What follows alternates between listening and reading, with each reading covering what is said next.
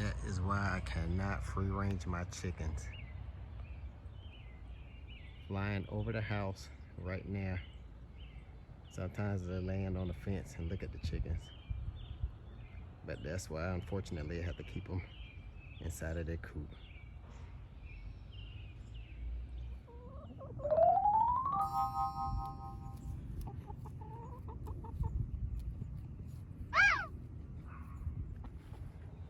How's it going, ladies and gentlemen? I'd like to welcome y'all back to another episode of Zoe's Homestead, where we're learning about gardening, solar, chickens, and just being prepared for this ever-changing world.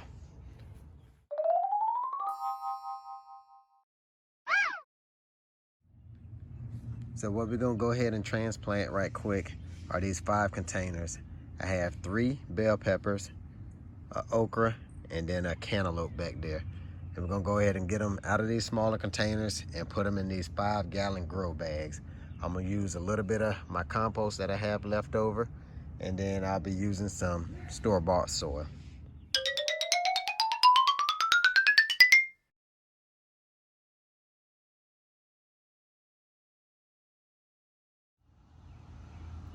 So I wanted to bring y'all in right quick, give y'all a better look at my compost bin and my compost. And not bad for my first time ever using a compost bin or trying this method out. And all I've been doing is throwing leaves, sticks, old vegetable scraps, and my chicken manure in there. And just every now and then I come and mix it up. So once I get this mastered, I no longer have to spend all that money buying all that compost and soil from the big box stores. So now that I have the soil placed in all the bags, with me container gardening for so long, I always add some kind of fertilizer to it. Even though it has the chicken manure in it, right now I can still purchase this right here, so I'm gonna go ahead and add it. I've been using it for years, I like it. But if this ever runs out, then I know that me learning how to compost and using my chicken manure and all is a step in the right direction, so that I can get away from having to buy this store-bought fertilizer.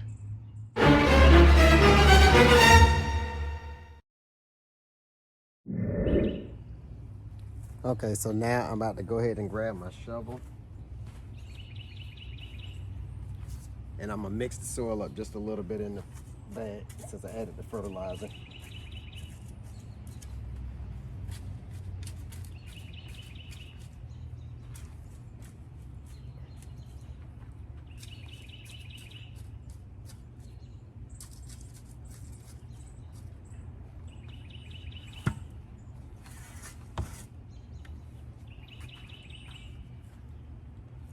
All right, so we have my container right here, my plant, and how I go about transplanting it.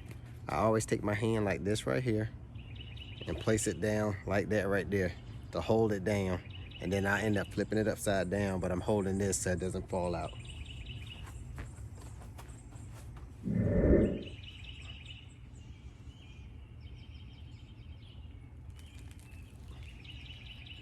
Then I go ahead and give it a good shake, and you'll feel the pot starting to let the soil go.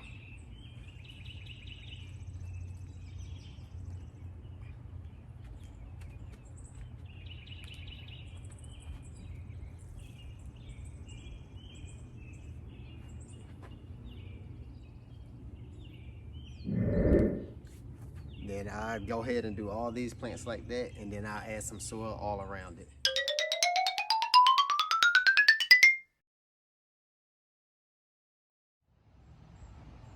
So as you can see, I have everything transplanted, have it backfilled with soil.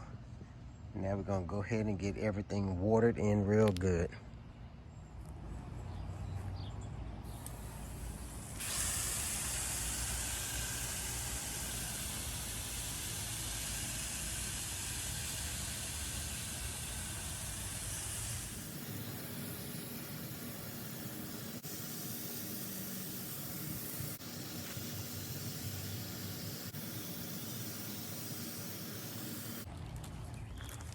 Go ahead and add some of this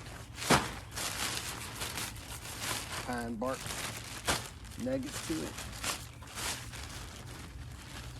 to hold the moisture.